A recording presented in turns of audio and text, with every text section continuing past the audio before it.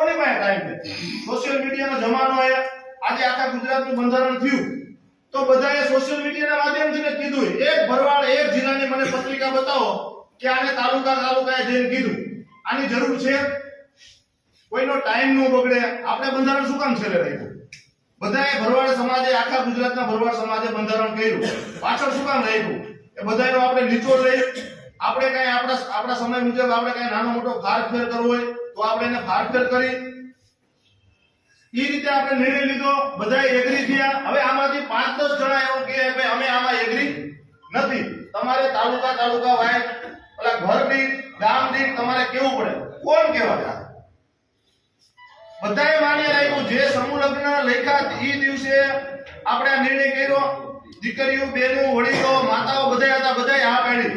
આપણે એવું બંધારણ તો કર્યું નથી કે કાલથી બોનું નહીં દેવાનું, પિત્તર દેવાનું હોય તો ખોટું હતું. આપણે એવું નક્કી નથી કર્યું કાકા બાપાની દીકરી હોય એના દીકરા હાડે નહીં કરવાનો, નદાય દીકરી દઈ દેવાની. આવા ખોટા બંધારણ આપણે કઈ કર્યા હોય તો સમાજ આપણે 5-10 જણા કહી શકે. અને છતાંય આજે હું એક હાથ જોડીને કહું, આ જેટલા બેટા મને તો જેટલા છો એ માનીએ, ગેલાભાઈ કે આ બધા કરે એ માનીએ નહીં. તો આજે હું એ કહું, જો બધાને માનીએ હોય, આપણે બંધારણમાં ન જોડાવું હોય, વિખી નાખવું હોય, હું એમાં રાજી નથી.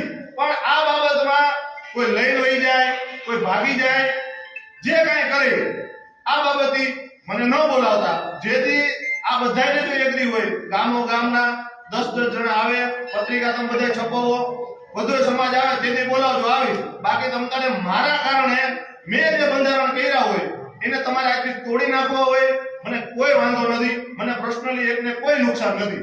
બધા સમાજને ફાયદો થાય હું એવું ઈચ્છતો હતો. અને આજે જે બંધારણ માટે જેને તોડે છે એને કલાકાર વટના ખાતર રાખે છે, જે છોકરા બોલે છે, પૈસા ઉડાડે છે. તો આનું શું કરવું? આ બંધારણને રહેવા દેવું તો એગ્રી થાવ. તમે એમ કહો કે ભાઈ આ બંધારણ હજી આપણે માન્ય નથી રાખવું, મને કઈ વાંધો નથી. જેને જે અનુકૂળતા હોય આજે બોલી શકે. આના પછી હું તમને ક્યારે નહીં બોલું.